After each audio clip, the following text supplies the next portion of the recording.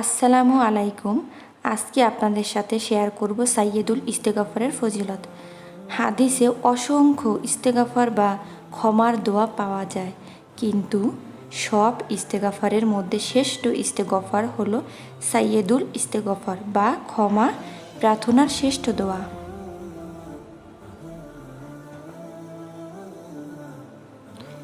সম্মানিত মুসলিম ভাই ও বোনেরা, আমরা জীবনে অনেক সমস্যার সম্মুখীন হয়ে থাকি এবং সমস্যার সমাধানের জন্য কত না উপায়, কত না ব্যবস্থা আমরা করে থাকি।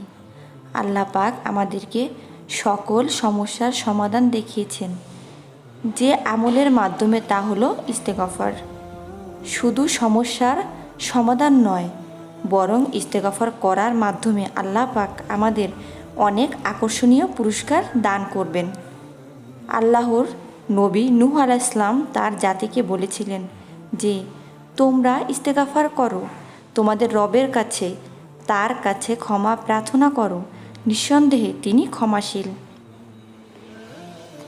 সাইয়্যিদুল ইস্তেগফারের ফজিলত।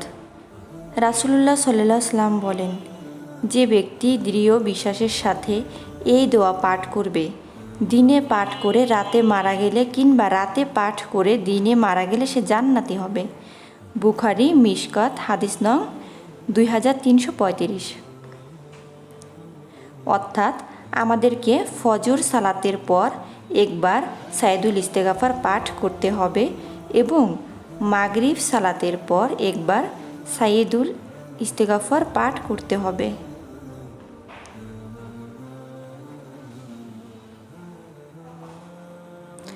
তাছাড়া ইস্তেগফারকারীকে আল্লাহ পাক অসংখ্য পুরস্কার দিবেন বলে ওয়াদা করেছেন। যেমন আল্লাহ পাক আমাদের ক্ষমা করে দিবেন, অনাবৃষ্টির সমস্যা দূর করে রহমতের বৃষ্টি নাজিল করবেন, যাদের সম্পদের অভাব তা দূর করে দিবেন। অনেকেরই সন্তানহীনতার সমস্যা আছে, সম্পদ আছে কিন্তু সন্তান নেই। আল্লাহ পাক সন্তানহীনতার সমস্যা দূর করে দিবেন। আল্লাহ এমন সন্তান দান করবে যা তাকে শক্তিশালী করে, রিজিক বৃদ্ধি করে দিবেন।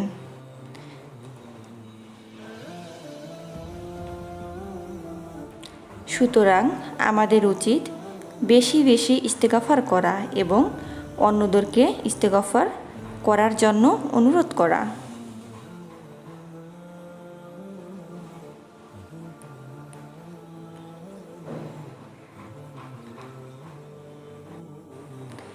ভিডিওর ডেসক্রিপশন বক্সে সাইয়্যিদুল ইস্তেগফার দেওয়া আছে, ওখান থেকে মুখস্থ করে নেবেন। ধন্যবাদ।